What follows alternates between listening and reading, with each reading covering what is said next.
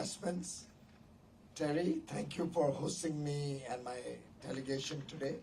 Thank you, Lord Mayor, for being with us. High Commissioner of India to Australia. Jags, good to see you active in Western Australia. Madam CEO, thank you very much for all the hospitality and all the dear friends here. Wonderful to be at probably the mecca of cricket as you grow up and you see all the pace bowlers bashing up your Indian team with their fast bowling, and then you pray and wish that a Sachin Tendulkar comes and gives it right back, converting the pace into boundaries and fours and sixes. But truly a great game, the game that actually brought Australia and India closer together. We compete ferociously, but we are friends in the sport of cricket. Today they are all playing together at the Indian Premier League, and we benefit hugely from various cricketers who come and coach our teams. We benefit hugely from their contributions to make the Indian Premier League truly world class, a league that I think every Indian in his heart and his mind wants to be a part of. But as His Excellency the Premier said, truly cricket is in the blood of every Indian, and I wasn't at all surprised with your experience with Adam Gilchrist. I'm only amazed that it was only 50 cars. I don't think you got a chance to count. But truly, cricket has an important role to bring our people closer together. And I think unless the people come together, businesses cannot prosper. It's only when at the one level leaders are committed to a relationship. The subtext is that the people like to work with each other, trust each other, enjoy the friendship that comes with that trust, that we can hope to expand our trade, our relations on the business front. It's truly been an amazing trip, barely 3.5 days. I landed only on Tuesday around this time, and it's been a whirlwind engagement with the best that you have. And I'm really grateful to Dan for organizing an absolutely power-packed program, but even more grateful for you having brought me to Perth, a place I'd never been to until this morning. And I think right from the word go, as I said earlier in the day, as the plane landed, we could sense the beauty of the homes here, the small little bungalows or individual homes that we saw. And then as we drove into the city and saw the river, and I was just telling His Excellency the Premier that we were amazed that the river was almost at the level of the road. And that makes it so much more exciting. You connect with the water so much better rather than something which is 20 feet below you.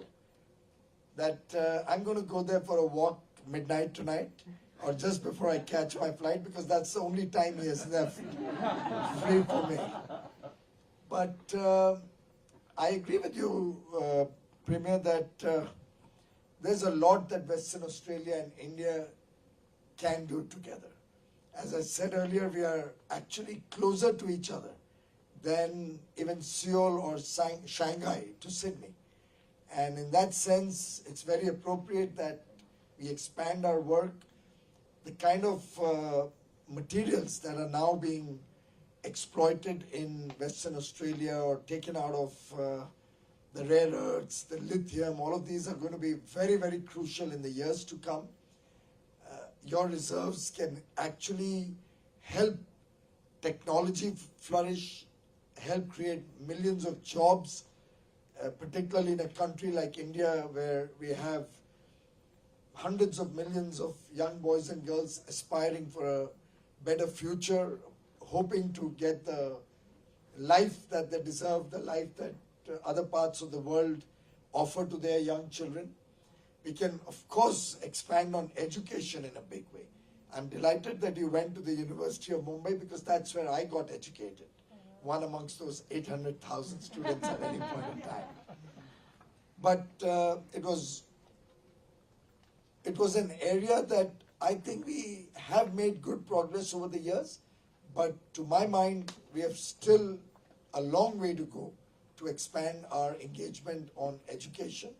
Dan and I have been working to see if we can have much more recognition of each other's education systems, help take technology on both sides of the ocean, see how we can have dual degrees so that Australian young boys and girls also get a chance to live and work and study in India and experience India. I'm sure it will open up new avenues of both engagement, business, and further strengthen the bonds that our own diaspora has been able to create, living in Perth, living in Sydney, Melbourne, other parts, Brisbane, other parts of Australia.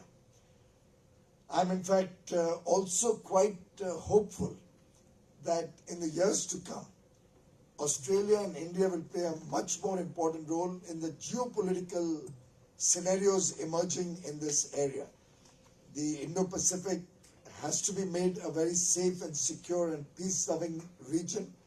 We have to ensure the security of our peoples, and any geopolitical engagement, whether it's the Quad or the Supply Chain Resilience Initiative, the comprehensive nature of our partnership with Australia today, would be incomplete without an economic framework, without an economic pillar to rest on. And I'm happy that the government of Australia, and particularly the commitment that Prime Minister Morrison, Dan, today I had an excellent meeting with Her Excellency Miss Madeline King and exchanged views about the Australia-India relationship. I think it's great to see that just like in India, in Australia, as far as international relations go, there's a lot of bipartisan support and continuity. And I think that's a great message that democracies around the world carry with them. The fact that you can work with governments with the confidence that these are enduring relationships. Just like in the field of sport or in cricket, Adam Gilchrist is recognized and respected even today, so many years into the game. I think our relation with Australia, little late in terms of expanding its scope, but I think never better late than never. It's the right time, in my personal view. It's a time where it has received huge traction and support across the two nations. People in both nations, the media has welcomed it, and that itself is, I think, a super achievement to be able to come to an agreement where you have the support of the people, you have the support on both sides of the aisle, you have the support of the media, and with this enviable combination, I think we have a lot of work cut out for us. We've set some very ambitious targets, and a lot of that target could come out of sports. A lot of it could come out of the wonderful production of goods and services in both countries. And I'm also hoping that in the years to come, while I'm at the MCA, and I hope Terry will not mind my saying it, I'm also hopeful that we'll be able to take two teams from Australia of footy back home to India. Now, I had been to the Richmond Football Club and got exposed to this new sport. But today I met with the Freeman team, and their supporter, Madeline, supports Freeman. I've now got a ball, the football made in India. The Richmond one was made in Australia. So I promise you in India, Freeman will win if that is so. They're going to play with a made in India ball then. But that's the spirit of sports. The spirit of sports is of coming together, fiercely competing on the field, but in the spirit of togetherness, in the spirit of ensuring that the best man or woman will win. It's great to see women in sport these days. It's great to see our Australian women's cricket team earn laurels.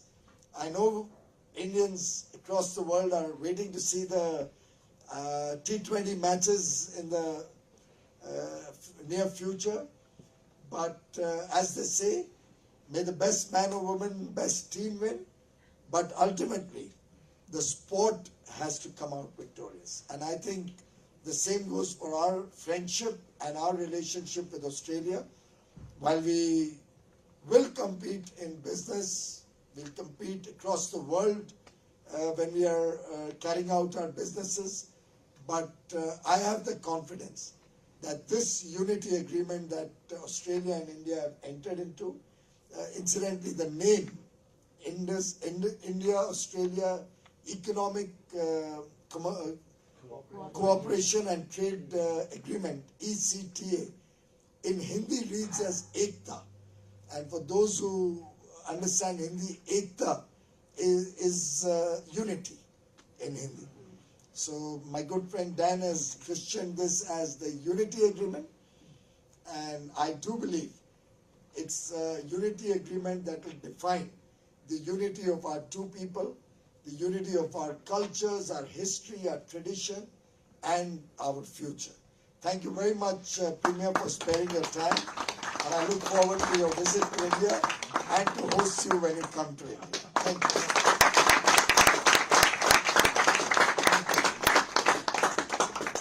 Thank you, Minister. What great energy and a wonderful sign of our future collaboration and opportunities. Thank you. Next up, I'd like to introduce you to the Honourable Dan Tehan, MP, Minister for Trade, Tourism and Investment with the Commonwealth Government of Australia. Welcome.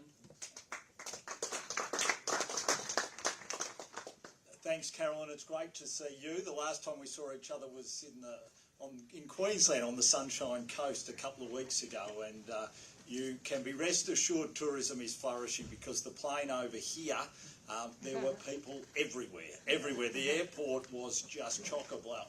And Qantas CEO we met with this morning, they've got 110% capacity domestically. They're bringing